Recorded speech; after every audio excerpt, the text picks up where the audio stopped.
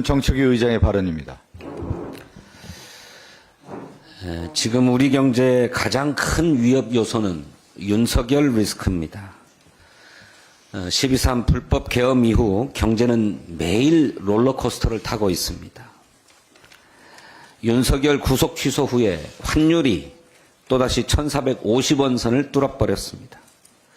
코스피도 지난 금요일 낙폭을 확대하면서 3일 만에 하락세로 돌아섰습니다.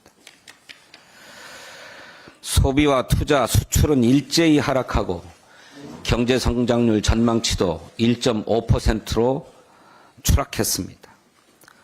최근 두 달 새 코스피와 코스닥 하락으로 약 100조 원의 시가총액이 증발했고 자영업자 수도 20만 명이 급감했습니다. 한국개발연구원이 정치적 불확실성에 따른 경제 불안에 석 달 연속 경기 하방 위험이 커지고 있다고 경고합니다. 윤석열이라고 하는 불확실성을 해소하지 않고서는 우리 경제 회복을 기대할 수 없습니다. 전문가들도 오는 14일 이전 탄핵 심판이 나면 국내의 정치적 불확실성 해소와 원화 강세가 이어져서 외국인들의 수급 개선 변수가 될 것이라고 전망합니다. 조기 대선 국면으로 전환할 경우 정책에 대한 기대로 인해서 증시 모멘텀 유입도 가능하다고 내다봤습니다. 실제로 2016년 박근혜 탄핵 때에도 파면부터 대선까지 계속 주가가 오르면서 우리 경제가 안정을 되찾았습니다. 하지만 내란 세력들은 탄핵 기각까지 주장하면서 갈등과 분열을 더욱 부추기고 있습니다. 홍준표 대구시장은 기각되면 혼란이고 인용되면 전쟁이다 이렇게 얘기했습니다.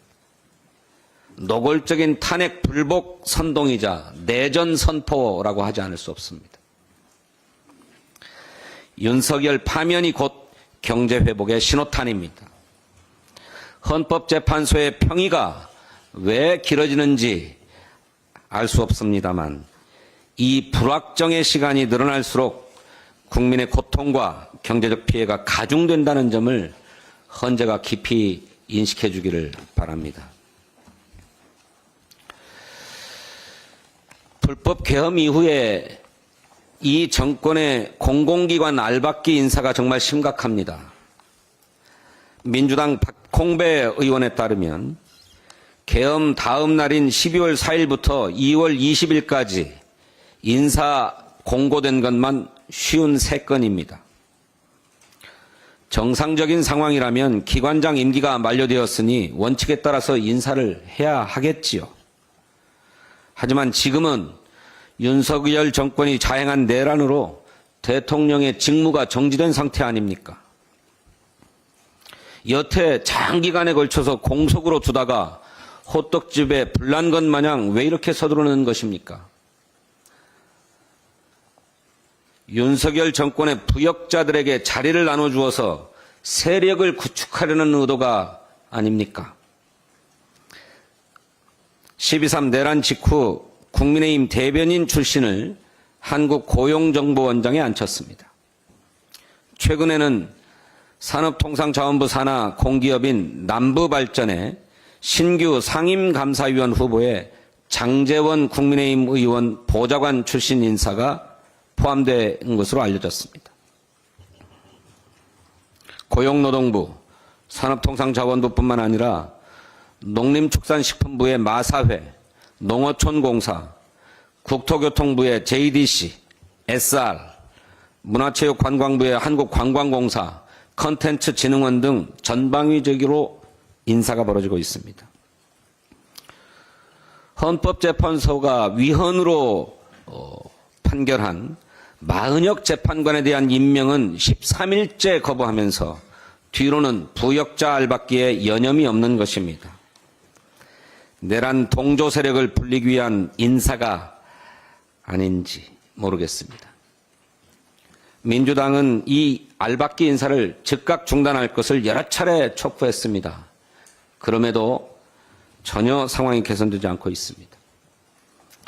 민주당은 대통령과 기관장의 임기를 일치시키는 공공기관 운영법 개정을 추진하겠습니다.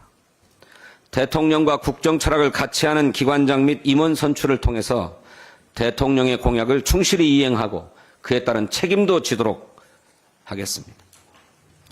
국내에서도 2022년 대구광역시를 시작으로 단체장과 그 산하의 출연기관의 장과 임원의 임기를 일치시키는 조례가 여러 지방자치단체에서 제정되어 왔습니다.